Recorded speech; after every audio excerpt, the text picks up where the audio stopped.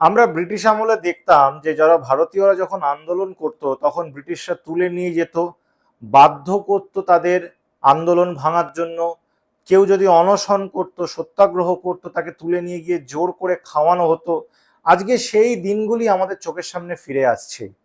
সোনাম ওয়াংচু যে ভারতের যুব সমাজের জন্য, ছাত্রদের ভবিষ্যতের জন্য আজকে অনশনে বসেছে, 20 দিনের মাথায় তাকে একেবারে কিডন্যাপ করে নিয়ে যাওয়ার মতো সাদা পর্দা দিয়ে ঢেকে সকাল 7টার সময় একেবারে বলপূর্বক লোক দিয়ে ওইখানকার আন্দোলনকারী ছাত্রদেরকে মেরে তাকে তুলে নিয়ে যাওয়া হলো হাসপাতালে।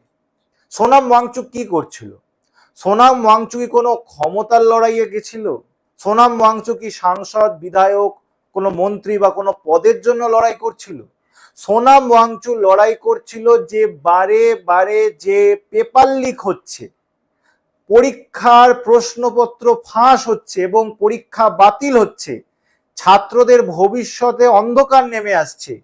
ডাক্তারি পরীক্ষা, ইঞ্জিনিয়ারিং পরীক্ষা, বিভিন্ন সরকারি পরীক্ষা আগামী দিনে আমরা দিতে পারবো কিনা তার উপর একটা বড় প্রশ্নচিহ্ন চলে আসছে। তার প্রতিবাদে আজকে সারা ভারতের ছাত্র সমাজ উত্তাল এবং বারে বারে বলা সত্ত্বেও এই পেপার লিক, এই প্রশ্নপত্র ফাঁস সরকার আটকাতে ব্যর্থ। ছাত্ররা আজকে সরকারের কাছে দাবি করছে যে আমাদের শিক্ষামন্ত্রী ধর্মেন্দ্র প্রধানকে অবিলম্বে পদত্যাগ করতে হবে।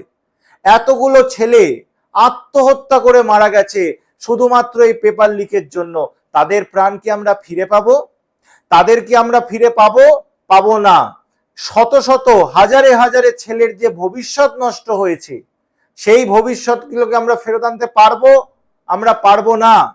তার জন্য আন্দোলন। সেখানে সোনাম ওয়াংচু আজকে অনশনে বসেছে। 20 দিনের মাথায় তাকে বলপূর্বক তুলে নিয়ে যাওয়া হলো। শুধু তুলে নিয়ে যাওয়া হলো না, ওইখানে আন্দোলনরত ছাত্রদেরকে মারা হলো। আজকে এই দিন আমাদের সামনে এসে পড়েছে। তাই জন্য আজকে সারা ভারত আন্দোলনে নেমেছে। সোনাম ওয়াংচু শুধু একটা ব্যক্তি নয়, সোনাম ওয়াংচু আমরা প্রত্যেকে যারা ভারতকে ভালোবাসি, যারা সংবিধানকে ভালোবাসি, যারা আগামী দিনে ভারতের যে ভয়ঙ্কর অন্ধকার দিন নেমে আসছে সেই দিন দেখতে চাই না। এই লড়াই প্রত্যেকের, আর আমরা প্রত্যেকে সোনাম ওয়াংচু। কিন্তু এই অন্যায়, এই দুর্নীতির এখানেই অবসান চাই।